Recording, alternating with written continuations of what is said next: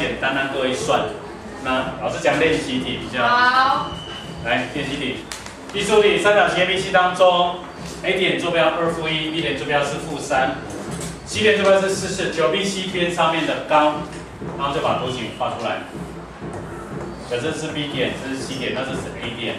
BC 边上的高的话，应该是从哪个点做高？从 A 点做一条垂直线，垂直谁？垂直 BC， 所以我要找这个高，这个高把它叫做 H 好了。那这个 H 是多少？所以从这边的话，我如果要点到直线的公式的话，点 A 点有了，少掉哪一个 ？BC 的直线，对吧？那怎么找 BC 的直线？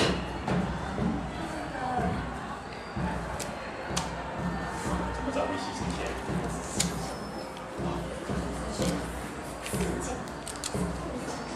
想一下，怎么找 BC 的直线？我们刚刚是不是有找到直线方式的公式的？我们刚刚是用法向量来找直线方式，对不对？可是这个法向量你可不可以知道？没有办法吧？可以吗？不可以说谎。因为 BC 向量，我可以写出来。那我写一个跟 BC 垂直的向量就可以了吧？对。可是怎么写跟 BC 垂直的向量？如果 BC 是1、2，那它的垂直的向量应该怎么写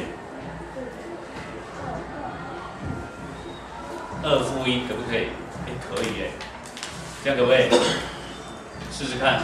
假设我们不用，注意一下哈，假设我们不用起源力的观念来解这个题目的时候，我们是思考一下，我要写 BC 的直线方式，我只要知道 BC 上面的点有2点 ，B 点跟 C 点都可以写，但是我缺少一个法向量，所以我如果能够把它的法向量写出来的话，那问题就简单了，对吧？所以我们来思考一下，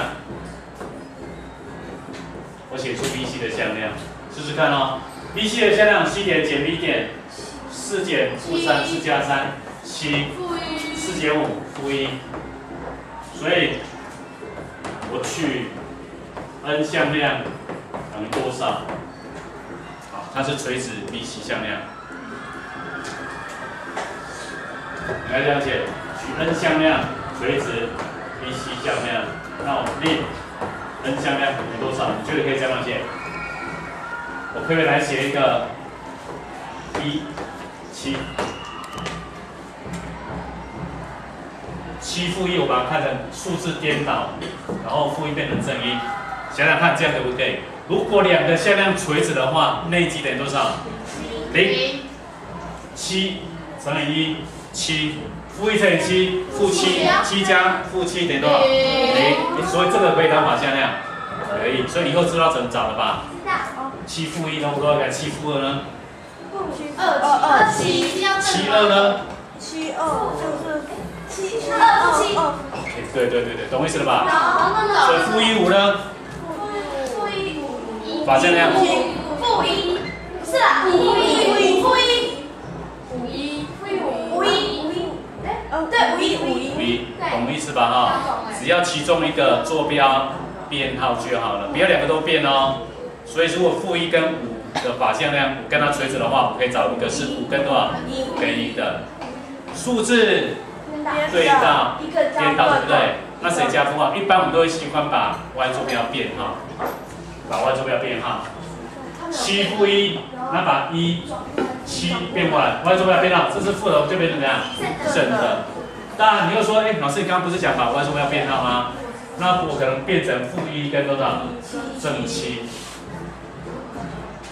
-1，坐标不变，-1变到-1来，7的话 ，y 坐标变成-7，就变成-1，-7也可以，懂意思吧？所以其实我们在处理的时候，如果说你万一忘记到底是谁要加负号的话，你就想，我通通不要加内积项可不可以？刚好可以，那就是一起就可以。可是如果是你有多少，你把它变成-7了，7乘以1是7，-1乘以-7也是7。所以两个相加不会等于0嘛，那你就不要编号了，用这样方式去推测它。好，当然，其实一般我们在处理的时候，我们是把 s y 的坐标对调，7跟-1对调，7跟-1对调，然后把 y 坐标负号变成正的。一般我们都把原来的 y 坐标去编号，这样了解意思吧？把原来的 y 坐标编号。好，把江刚有我要解 BC 的实验方式，怎么写呢 ？B 点跟 C 点两个点，我要哪一个点来写？用 B 点还是用 C 点？都可以。那我们用 C 点来写啊，因为两个都是4，点将是 B7，所以坐标是 S 加上 7y 减掉1乘以4，4加28，4加28等于0，所以方程式写了 S 加上 7y 减掉32等于0，所以我的 H 点到直线的距离，点是哪一个点？到 BC 的点是哪一个点？到 BC 的距离，从哪个点来写？从 A 点到 BC 的距离才是高嘛，所以我的点是 A 点，所以把 A 点带进来，2负1带进来，2减7减32，好 ，x 0加1 y 0，分母的话根号多少的平方4加1加1，1加9，是这个的平方 ，s y 系数平方，1的平方1加上7的平方49。注意哦，很多同学会带完之后就写2的平方加负7的平方，是原来这个直线方式喽。我们刚刚没有擦掉，对不对？ax 0加上 by 0哈，分母是 s 的系数平方加 y 系数平方。好，所以答案分母的话是根号50，根号50的话可以写的5根号2，5根号2。好，那这里算出来多少？30几？37。好，所以如果你把两边都分子分母有理化的话，会等于37/37根号2，所以我找到点到直线的距离，这个高是等于37/37根号2，这样了解意思吧？好，所以在这边我们把点到直线的距离公式用上去了，自己写看看，然后直线方式的找法我们也找到了哈。好，自己下课。